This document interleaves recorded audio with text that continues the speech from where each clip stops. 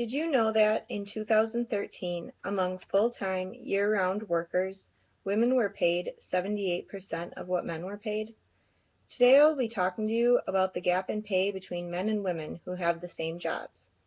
I am a woman, and I plan to spend most of my life in the professional workplace with both male and female peers.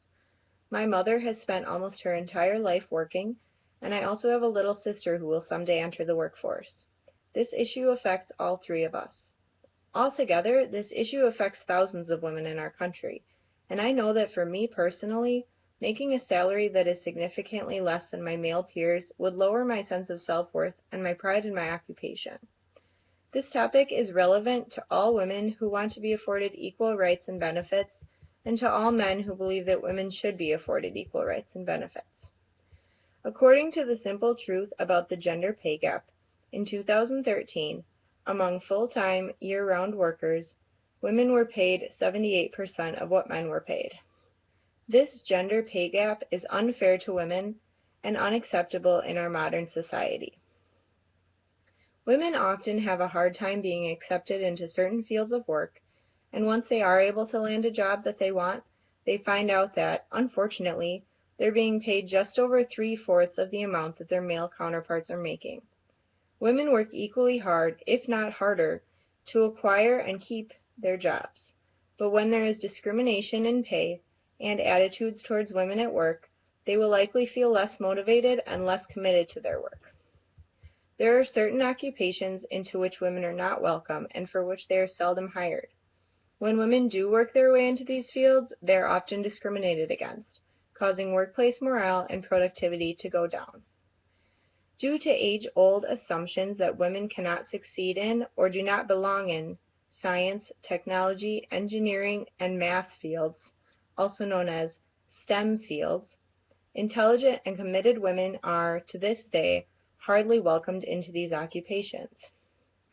Due to lack of support, encouragement, and widespread misconceptions, only 41% of female college graduates had majors in science or engineering, according to thinkprogress.org.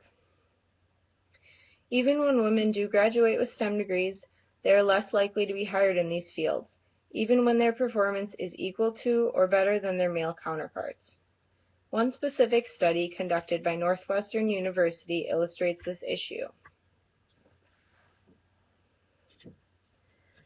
The top bars of the graph show the percentages of female candidates that were picked, and the middle bars show the percentages of times that the lower performing candidate in the pair was picked. This percentage is computed using all of the hiring decisions made in each treatment: 507 in the no information condition, 160 in the cheap talk condition, and 265 in the past performance condition. The bottom bars show the percentages of times that the chosen candidate was male, conditional on the lower performing candidate in the pair being chosen. For more information on this study, you can follow the URL in the description of this video. When women are underappreciated and underpaid in the workforce, workplace morale will go down. If women feel like they are not welcome in their place of work, they are unlikely to fit in and form bonds with their coworkers. Lack of teamwork will lead to lack of cohesion and lack of productivity. If women know that they are being paid less than their male counterparts for the same jobs, they will wonder if they're really valued by the companies that they work for, and they might decide that they don't have to work as hard since they are not getting paid as much. The fact that women are unwelcome and underpaid in many positions discourages young women from pursuing careers in certain fields and decreases overall morale and productivity. Not only do women work harder to obtain their positions and to receive equal pay, but they are expected to, in addition to paid work, contribute heavily to their home lives. In addition to working for pay, women are expected to contribute more than men to the home life. According to infoplease.com, in 2013, there were 10 million single mothers in the United States who were responsible for balancing both their home and family life and their paid occupations.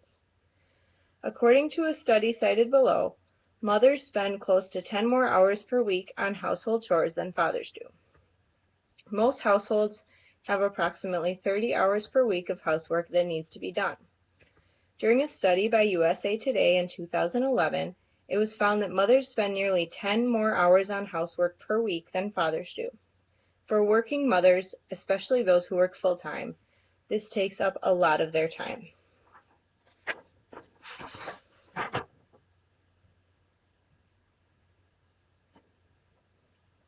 Imagine if a mother was trying to further her career by attending school or putting in overtime hours at work or at job training.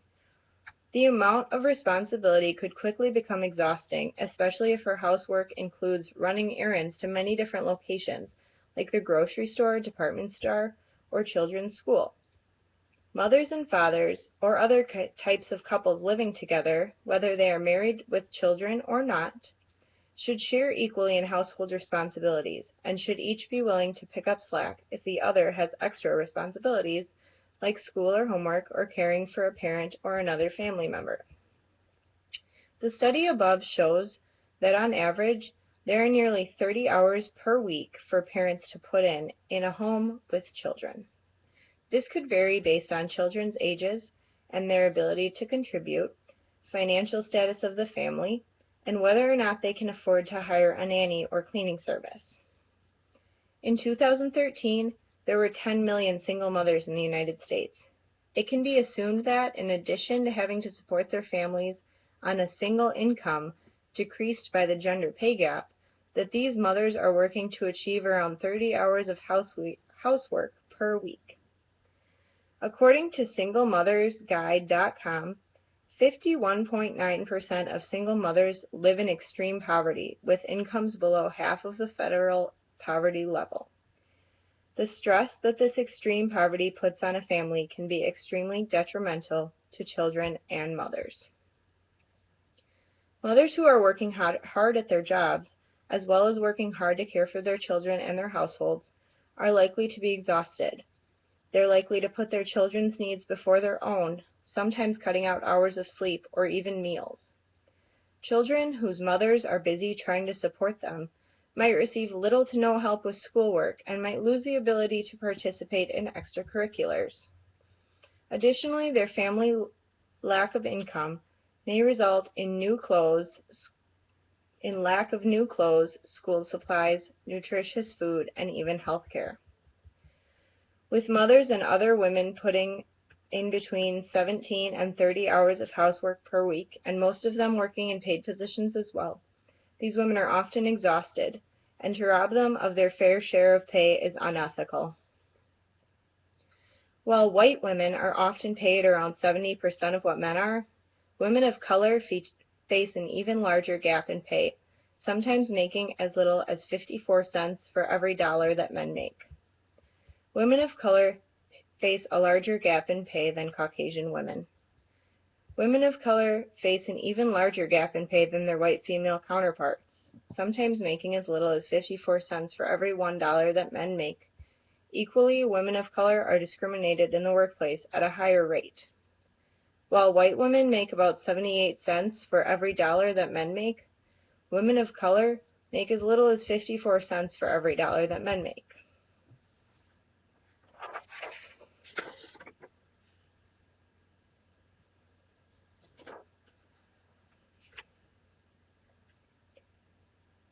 Employment discrimination based on skin color has always been a problem, but based on statistics from 2002 and 2003, the problem is growing.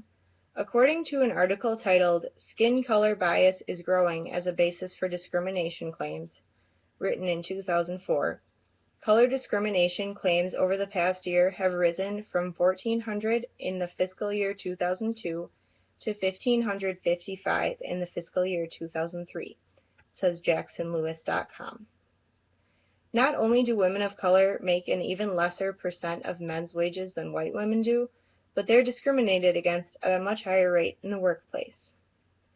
Though social stigmas against women in the workplace have shifted since the 1950s, women of all ages and colors still make less than their male counterparts. By 2015, you might have thought that women have completely equal rights.